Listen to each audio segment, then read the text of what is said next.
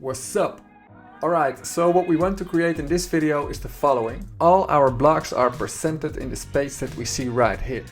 Now what we want is that when a user clicks on this block, it opens up the content related to this block, and when a user clicks on this block, it opens up the content related to this block, etc. So in other words, we want to create dynamic pages. Now in order to create dynamic pages, we are going to use something that is called the Gatsby File System Route API. So let's quickly go to the documentation. So yeah, this is all the documentation about the Gatsby File System Route API. Now, what are we going to do? Well, we are going to create a new page with some special syntax. Now, as explained in video 8, we are using the Gatsby Transformer Remark plugin. So if we go to the packets.json, where is it? Here. Then here we see this plugin. Now, because we use that plugin, we need to create a new file with this special syntax right here. So let's simply copy this, and then let's go to our code, and inside this blocks folder, we create a new file, which we give the name that we just copied, and we press enter. All right. Now, wrapping this file name that we see here inside curly braces tells Gatsby that this is a collection route and that it must use dynamic URL segments. Now this may sound a bit fake, but it will make sense in a bit, so hang on. Alright, so yeah, we have now created this file that we see right here. Now if we now go to the browser, and if we now type in a page that doesn't exist, for instance /123, and then we press enter, then we see something like this. And yeah, this is the 404 page. And then here below, let's zoom in a bit by the way. Yeah, here below you see all the pages that our Gatsby website has at this moment. However, if we now restart the Gatsby development server, you see that something magical happens. So let's do that. So let's stop the development server via Ctrl+C. And then let's restart it again via Gatsby develop. Alright, it is restarted. Now if we now refresh this page that doesn't exist, like this, then bam, we get some other pages like we see here below, and we didn't see them before. So what does this mean? Well, let's go back to the code, and then inside here we see that we have our blocks, like the intro dash block, the second dash block, and the what's dash up dash block. And if we go back to the browser, then we see that for each MD file we get a new page that we see here. And yeah, we basically get that for free because we have created this special file that we see here in the curly braces, or with the curly braces I mean. And another important note is that we have created this special file inside this blocks folder, and that's why the path, so to say, to the files are blocks / and then yeah, the file name. Alright, so if we for instance click on this here, then yeah, we see something like this, and that is because yeah, this file here, this special file is empty. So yeah, let's create a React functional component inside here, which we give the name blog post page, like this. And then inside here, let's create a h1 title, which we give the name blog post page for now. Now, very quickly, because we don't focus on the styling, but let's create a new file sheet, or a new CSS file, I mean, which we give the name blog.module.css. And let's simply import that here. And then we give this div the class name classes.blog. And yeah, I already prepared the styling a bit because yeah, in this video we won't focus on that one. So I do the magic trick again, bam. So this is our styling. Alright, so yeah, basically we gave this special file some content right here. And if we now go back to the browser and we refresh, then bam, we see this. Alright, and what we are now going to do is that we wrap everything right here inside a layout component. And yeah, let's import this layout component. And of course we need to close this bad boy right here. Now, if you want to know how this layout component works, then I suggest to watch video number 3 because I explained it right there. And I won't do it here again. But if we now go back to the browser and we refresh, then yeah, we have something like this. Alright, so what we are now going to do is the following. Because this is our blocks data, so to say. But currently our blocks only have some front metadata, which we explained in an earlier video. But what we are now going to do is that we are going to give all these MD files some actual content, because that content we are going to render on the screen.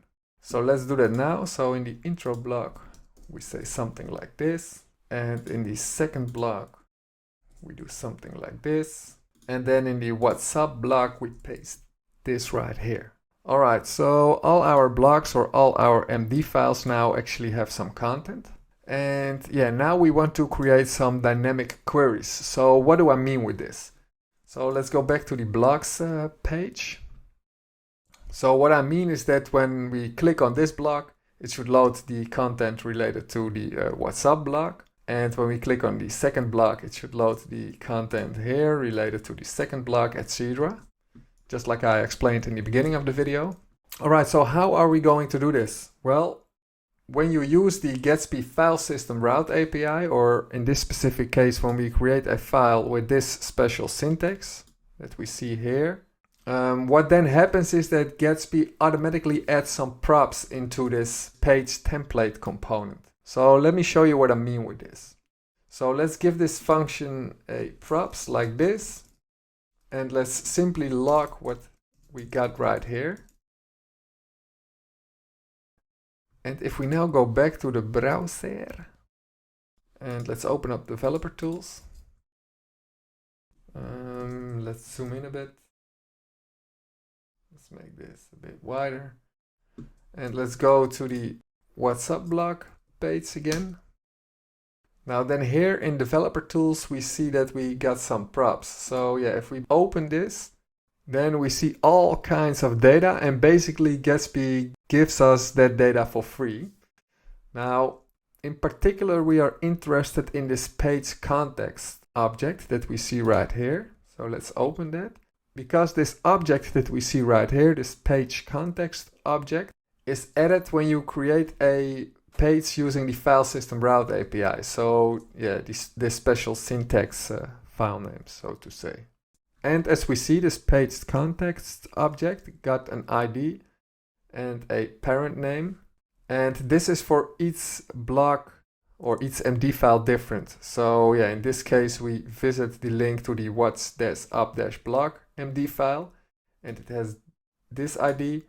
But let's say if we want to visit the,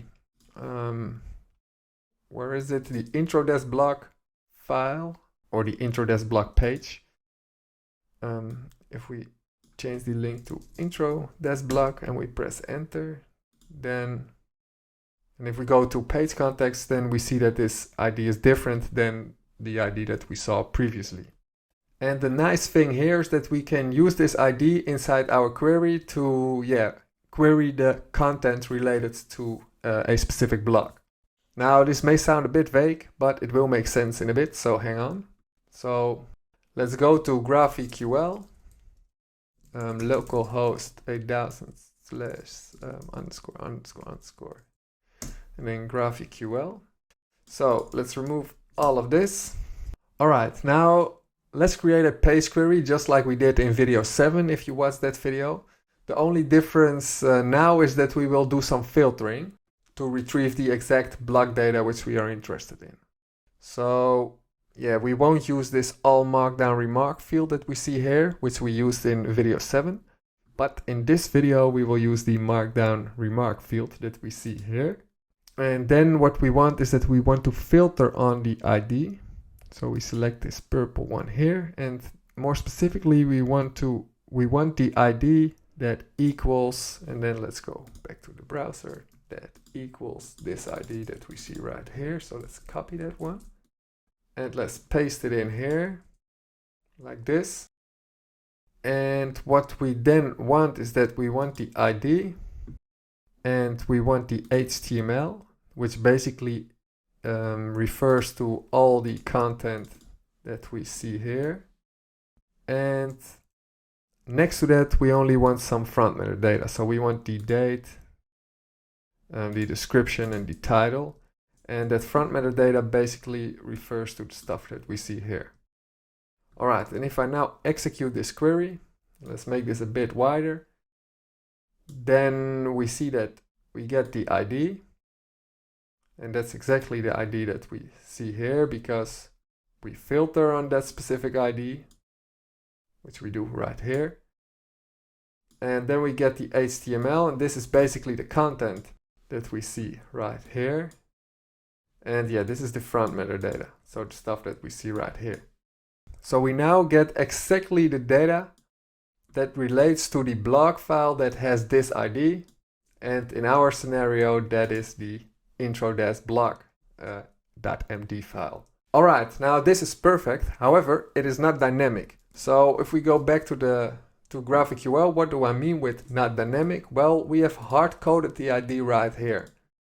But we also have something that is called query variables. And with that beautiful concept, we can make this query that we see here dynamic. Now, the syntax for this is as follows. After the query name that we see here, then we specify an open and closing parenthesis. And then we say $, and we specify the name of our query variable, which we give the name ID. And then we specify the type, and this is a string type, like this.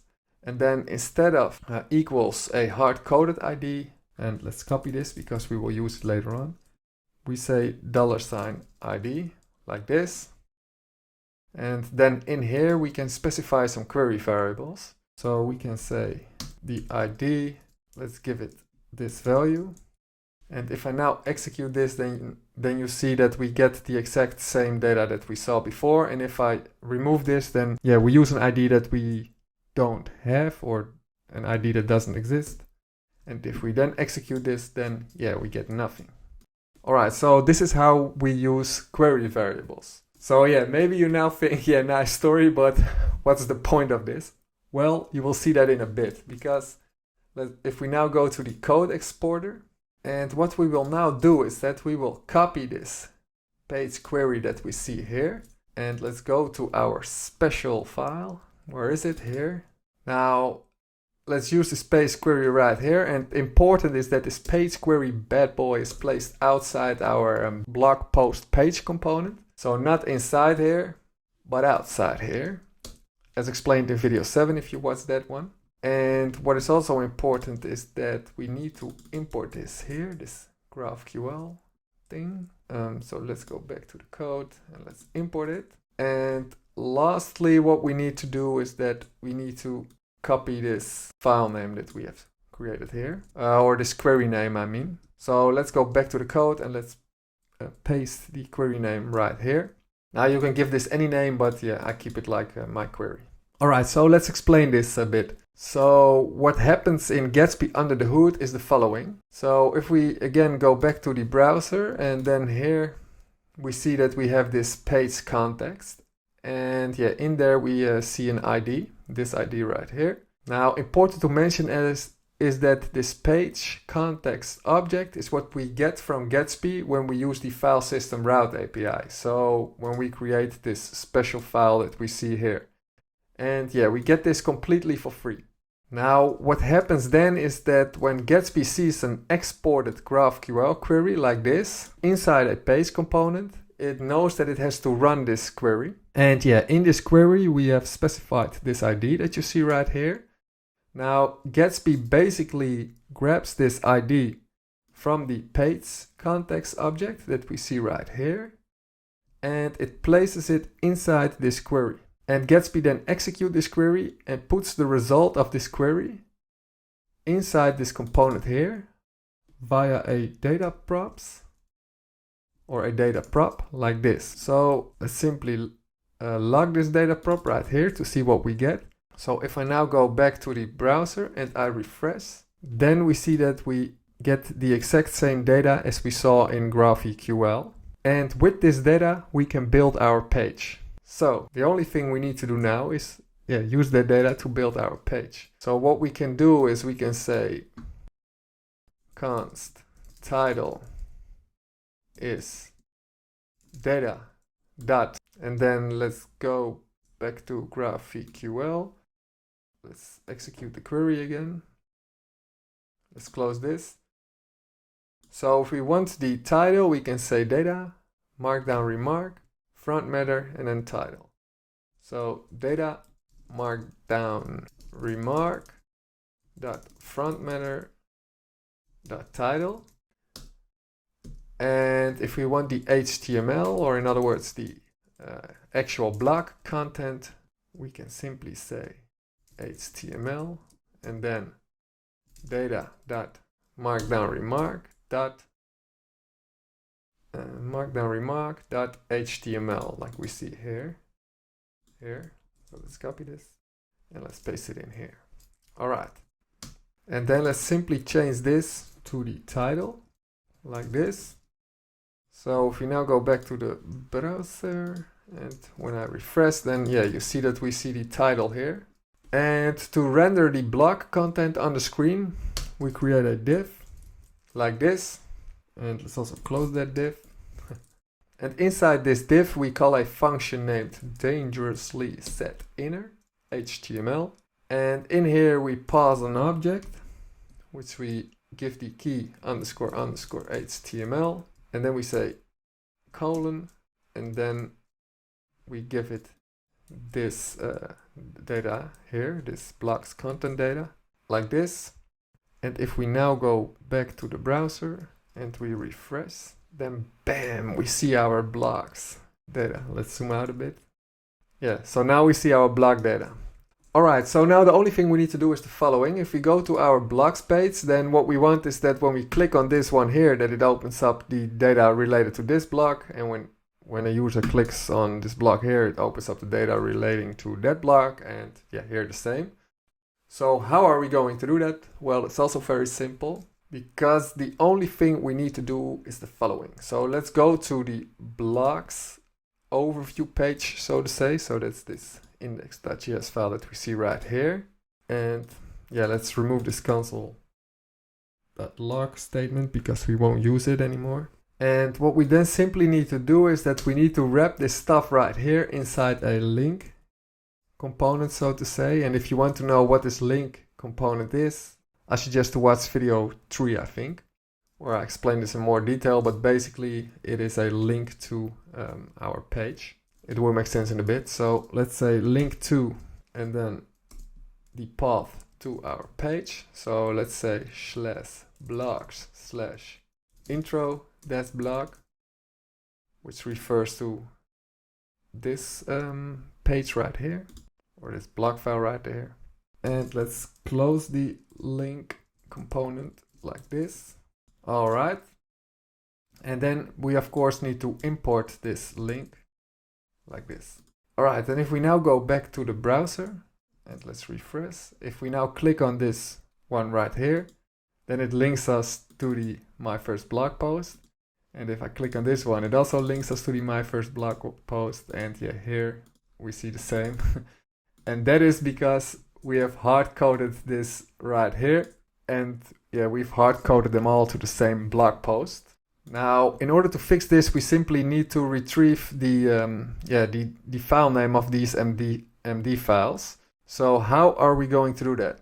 Well, as you know, in another video, we have created this query that we see here. And somehow we need to extend this query so that we can get the file names that we see here. So let's simply copy this one here, and then let's go to GraphQL. Like this, and let's zoom in a bit. Now, in order to get the file names, therefore we can simply go to parent, like this here, and then we select file, and we are not interested in the ID but only in the name. So if I execute this here, then here on the right, here you see the name of the files. So this is the what's-up-blog file, and Here we see the second block. And where is it? Yeah, here maybe my ugly face is in front of it, but here you see the intro block. So let's copy this part right here. And then let's paste it below this stuff right here. Let's close this. So yeah, we basically added the file names to the existing query. So now the only thing we need to do is that we need to use it. So let's go back to the code. And then below the temp, we can say const block file name. And then, well, let's uncomment this. And let's actually log it to see what we got. So let's say console log node, like this. And let's go back to the browser. Let's inspect there. All right, let's refresh and let's see what we got. All right, so here we log the node, and then we have the parent, and then we have the name. So in order to get the file name, we can simply say node.parent.name. And let's get this result inside a variable, which we give the name block file name, like this. And then we simply use this block file name here inside our link. So let's remove this here, and then we say plus block file name. And yeah, that's actually it. So let's actually remove this. And if I now go back to the browser, let's close this. And if I refresh, when I click on my first blog post, then I see and let's zoom out a bit. Then I see the content relating to my first blog. If I go back to the blog's overview and I click on the second blog, then I see all the content related to the second blog, and the same applies for the WhatsApp blog, like we see here. Alright, so that was it. I hope you liked the video. Don't forget to subscribe, and I'll see you in the next one.